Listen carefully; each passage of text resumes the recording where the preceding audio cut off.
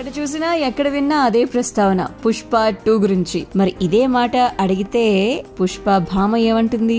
Mobile masala వారి film Nagar కబుర్లోకి వెళ్ళిపోతే పుష్ప 2లో శ్రీవల్లి 2.0 చూస్తారు అని చెప్పి అభిమానుల్లో ఆసక్తి రేకెత్తించారు రష్మిక. సో అల్లు అర్జున్ కి జోడీగా పుష్పలో మెప్పించేటువంటి నటన అందరి ప్రశంసలు అందుకునేటువంటి సంగతి మనం ఎప్పుడు మాట్లాడుకుంటూనే ఉన్నాం. రాబోయే సీక్వెల్ లో తన పాత్ర గురించి ఎలా ఉండబోతుంది అని చెప్పి అడిగితే ది రేజ్ లో అవకాశం వచ్చినప్పుడు కథ గురించి మొదట్లో నాకు ఎలాంటి అవగాహన లేదు, శ్రీవల్లి పాత్ర ఎలా ఉంటుందో తెలీదు, మేము ఎలాంటి ప్రపంచాన్ని సృష్టిస్తున్నామో అది కూడా ఊహించలేకపోయాము, దీంతో ఎప్పుడు కూడా సెట్ లో అడుగు పెడితే ఖాళీ ప్లే గ్రౌండ్ లో తిరుగుతున్నట్టు ఉండేదన్నమాట. కానీ ఇప్పుడు అలా కాదు, నా పాత్ర గురించి పూర్తిగా తెలుసు, దానికోసం నేను ఎలాంటి కసరత్తులు చెయ్యాలో కూడా నాకు ఆల్రెడీ ఒక అవగాహన ఉంది. మొదటి భాగంలో కన్నా మరింత బలంగా ఇది ఉండబోతుంది నా క్యారెక్టర్. రాబోయే సీక్వెల్ లో శ్రీవల్లి 2.0 చూస్తారు మీరు.